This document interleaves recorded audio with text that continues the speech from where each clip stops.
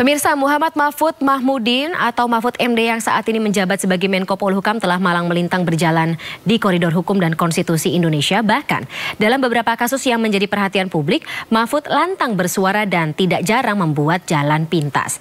Saat deklarasi, Mahfud disebut sebagai pendekar hukum dan pembela wong cilik.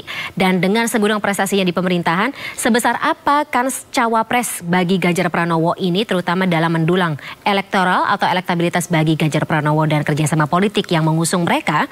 Kami hadirkan pengamat politik Adi Prayitno untuk berdialog bersama kami malam hari ini. Mas Adi, selamat malam. Selamat malam, Pak. Dan juga Ketua DPP Partai Perindo, Yusuf Lakaseng, yang juga ternyata bergabung bersama kita malam hari ini. Saya ke Mas Adi terlebih dahulu. Mas Adi, bahkan kita berbarengan momentumnya dengan rusuh atau kericuhan yang terjadi di gedung Mahkamah Konstitusi. Tampaknya banyak sekali rakyat Indonesia yang tidak puas dengan putusan Mahkamah Konstitusi kemarin. Ini juga bahkan sempat disuarakan oleh Mahfud MD, walaupun sebagai warga yang taat hukum kita harus mematuhi apapun putusan dari Mahkamah Konstitusi yang final dan juga binding. Tapi tanggapan Anda bagaimana? Apakah sikap Mahfud MD ini juga mendatangkan simpati dan juga magnet suara nantinya dalam pemilu 2024?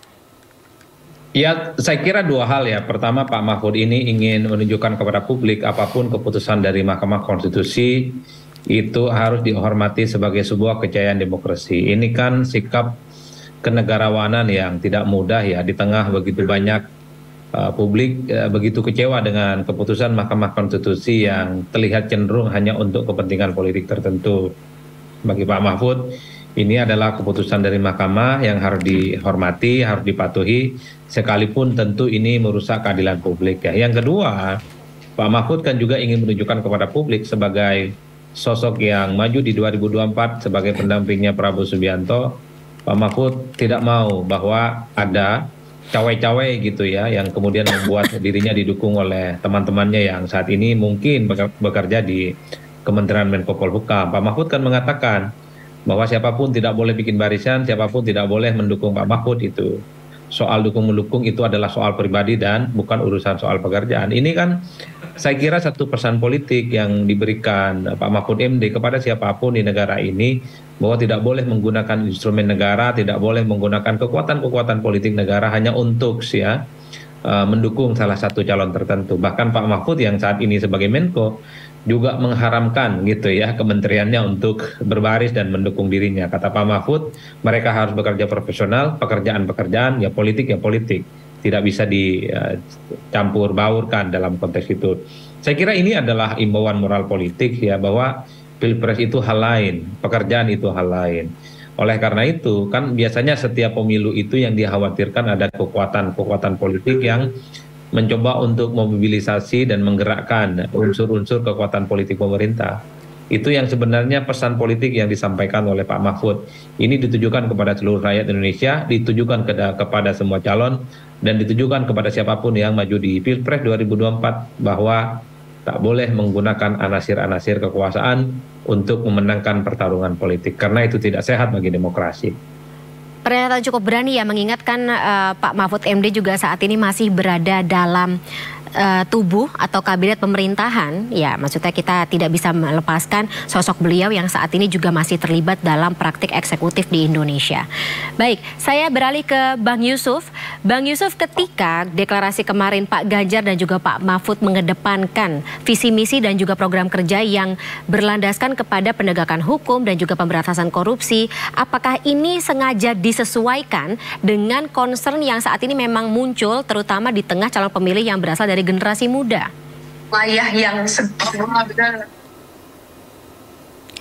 Bang Yusuf, bisa tolong di-unmute gawainya? Sudah kedengaran? Siap, monggo. Oke. Suaranya cukup jelas. Ya, jadi kalau kita lihat ya, saya lihat survei IDN Times tahun 2022, itu apa yang menjadi concern Gen Z milenial yang mereka butuhkan.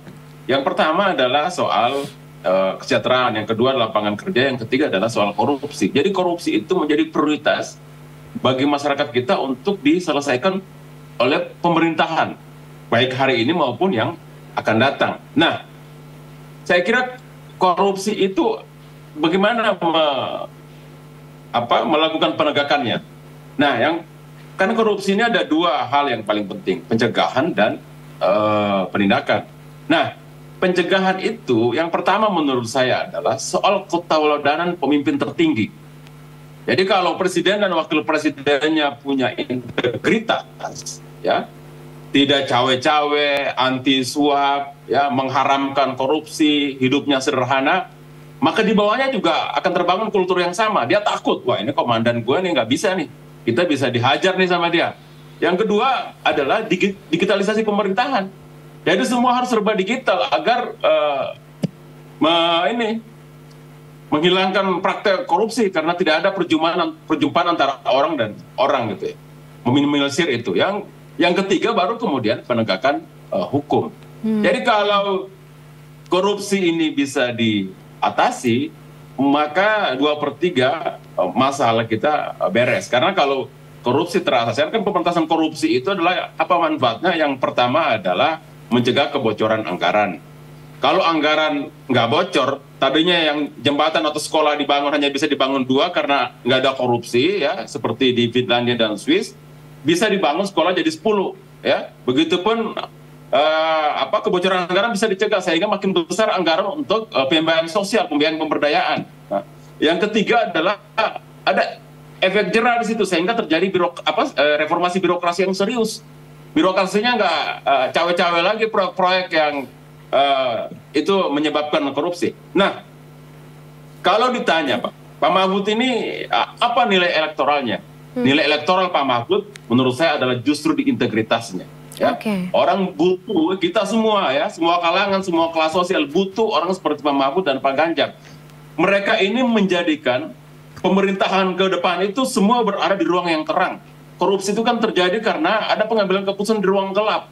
Nah, kita berharap dengan integritas mereka yang jujur, lurus, berani, membuat pemerintahan ini di tempat terang berang. Sehingga pemerintahan ini betul-betul di rumah kacakan oleh rakyat. Mereka hidup dalam akuarium yang selalu dalam sisi manapun bisa dilihat oleh rakyat. Semua gerak-gerik dan sepak terjang mereka. Saya kira itu, Fani. Baik. Saya kembali beralih ke Mas Adi, mungkin sedikit saja dari perspektif Mas Adi. Pekerjaan rumah atau tantangan bagi Ganjar Pranowo apakah bisa ditutupi dengan sosok Mahfud MD? Ya, saya kira ada keyakinan di situ karena memilih Pak Mahfud MD sebagai wakil Ganjar itu kan bukan lahir dalam ruang hampa, pasti didasarkan atas musyawarah mufakat, didasarkan atas satu keyakinan, didasarkan atas optimisme bahwa dari sekian banyak kekurangan Ganjar itu pastinya akan bisa dilengkapi dan bahkan ditambah oleh Pak Mahfud MD ya. Misalnya satu hal untuk wilayah-wilayah tertentu, misalnya bahwa ya Pak Mahfud diharapkan akan mendongkrak suara Pak Ganjar misalnya ini di Jakarta dan Banten, sesuatu yang selama ini di mana Pak Ganjar belum muncul secara signifikan. Oleh karena itu di situ tugas Pak Mahfud. Yang kedua, ya mampu mengonsolidasi semakin menguatkan basis-basis Pak Ganjar ya, terutama di Jawa Timur dan kalangan NU, di mana Pak Mahfud juga kuat di Jawa Timur dan NU. Jadi kalau per hari ini itu Pak Ganjar misalnya elektabilitasnya 55% di Jawa Timur, dengan adanya Pak Mahfud itu potensial jadi 60 atau 60% ya. Jadi ini yang sepertinya membuat keyakinan partai pengusung Ganjar bahwa Pak Mahfud adalah solusi dan jawaban dari sesuatu yang selama ini memang harus ditambahkan dari Pak Ganjar Pranowo. Itu yang sebenarnya menurut saya kenapa Pak Mahfud. Oleh karena itu Pak Mahfud ini sebenarnya melampaui hal-hal yang sifatnya kuantitatif, melampaui hal-hal yang sifatnya popularitas dan elektabilitas. Pak Mahfud sudah hatam dalam konteks itu. Publik melihat Pak Mahfud itu adalah sosok yang memang diharapkan untuk memperbaiki kualitas kepemimpinan dan pemerintahan di masa yang akan datang. Punya integritas gitu ya, tidak pernah main-main. Segala portofolio politiknya, baik waktu di eksekutif, di legislatif, dan yudikatif, nyaris tanpa celah apapun. Inilah yang kemudian membuat apresiasi publik terhadap Mahfud itu kan cukup luar biasa. Ketika 2 hari yang lalu dideklarasikan sebagai pendamping Ganjar dan langsung daftar ke KPU kemarin. Karena ini semacam ada oase, semacam ada harapan tentang bagaimana kualitas kepemimpinan dan berdemokrasi kita itu ya diharapkan dengan munculnya sosok Pak Mahfud yang dalam banyak hal memang harus diakui publik menerimanya dengan cukup terbuka, dengan nada yang cukup positif dan penuh dengan optimisme. Saya kira di situ, Mbak. Oke. Saya ingin diingatkan lagi, Mas Adi, mengingatkan sebelumnya dalam pemilu 2019 Pak Mahfud kan juga sempat menguat namanya untuk menjadi pendamping dari capres. Saat itu capresnya Bapak Joko Widodo, tetapi di last minute diganti namanya dan saat ini ya kita tahu diganti menjadi Pak Ma'ruf Amin. Kira-kira dalam jangka waktu 4 tahun ini, apa saja kekuatan yang membuat Pak Mahfud akhirnya ditetapkan sebagai cawapres? Ya, kalau bicara tentang konfigurasi pilpres sejak awal tidak pernah nama Pak Mahfud itu disebutkan. Ketika bicara tentang kira-kira siapa sosok capres potensial maju di 2024, Pak Mahfud selalu masuk dalam 7 besar.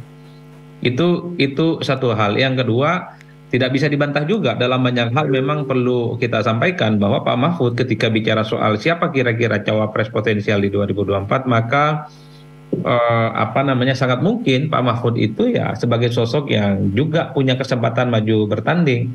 Dari sekian banyak nama ketika dikaitkan dengan Pak Mahfud selalu masuk dalam 5 besar, 3 besar dan seterusnya. Bahkan ketika sebelum diumumkan sebagai pendampingnya Pak Ganjar, Pak Mahfud juga dikaitkan dengan, misalnya dikaitkan dengan Anies, tapi Pak Mahfud nolak. Juga dikaitkan dengan Prabowo Subianto, tapi di kubu Prabowo rasa-rasanya Pak Mahfud juga kurang sreg. Mungkin Pak Mahfud ini ketemu jodohnya berpasangan dengan Ganjar Pranowo. Jadi kalau bicara tentang kiprah Mahfud MD sepanjang 4 tahun jadi menterinya Jokowi, ya saya kira memang portofolio politiknya sudah naik pada level yang lebih tinggi dan bahkan dalam puncak teratas bahwa Pak Mahfud sebagai sosok yang dianggap cukup layak untuk maju sebagai capres ataupun sebagai cawapres. Maka tidak mengherankan ketika diumumkan dan didaftarkan ke KPU, Pak Mahfud itu kan mendapatkan aplaus dan resultante yang cukup luar biasa dari publik. Bahkan sampai hari ini di lini massa itu kan terus menjadi trending dan terus menjadi pembicaraan yang cukup luar biasa. Baik. Kalau gitu saya beralih ke Bang Yusuf mungkin sekaligus sebagai closing statement. Kalau tadi kata Mas Adi, Jawa Tengah dan juga Jawa Timur ya bisa dikatakan berpotensi untuk di tangan. Bagaimana dengan Jawa Barat dan juga Sumatera? Apa strategi untuk menggait suara mereka? Ya kita kembali dulu ke sosok Pak Mahfud MD ya. Saya kira Pak Mahfud MD ini bukan hanya kuat di asal tempat kelahirannya ya, Jawa Timur khususnya di Madura. Dan hanya kelompok yang mengasosiasikan dirinya dengan NU ya. Tapi menurut saya Pak Mahfud ini karena ketokohannya yang penuh dengan nilai-nilai keteladanan dan integritas yang bersih itu, rekam jejak yang penuh dengan prestasi dan sangat membanggakan itu, menurut saya barangkali yang hadir di sini akan resonansi politiknya justru itu kemana-mana. Jadi Pak Mahfud itu menurut saya dia menjadi idola semua kalangan. Jadi elektabilitasnya pasti tinggi di semua wilayah. Di Jawa Barat, Jawa Timur, Jawa Tengah, di semua provinsi di Indonesia. Karena ya dia figur yang memang diharapkan. Saya menganggap Pak Mahfud ini seperti kita sedang di tengah terik matahari di masa cuaca El Nino sekarang ini. Tiba-tiba di depan kita ada mata air yang muncrat gitu. Gimana bahagianya kita melihat situasi itu. Jadi memang ini adalah semacam memberi ya apa yang dibutuhkan oleh masyarakat selama ini ya. Jadi kalau kita lihat dulu tidak jadi ya, hampir jadi. Sekarang jodohnya di tahun 2024 tampaknya Bang Yusuf jadi ya. Dan jadinya kali ini bisa dibayangkan dulu saja Pak Jokowi tidak bersama Pak Mahfud MD orang yang sangat baik dan berintegritas ini dia menang. Apalagi sekarang ada Pak Mahfud ya. Jadi menurut saya sih sayang kalau rakyat menyanyiakan dua orang yang sangat berkualitas baik ini kalau dilewatkan begitu saja untuk diberi kesempatan memimpin Indonesia di masa yang akan datang. Baik, Bang Yusuf dan juga Mas Adi, sebelumnya saya ucapkan terima kasih atas insight-nya dan juga kehadirannya dalam Sido Prime malam hari ini. Salam sehat selalu, kita ketemu lagi dalam kesempatan. Sampai jumpa.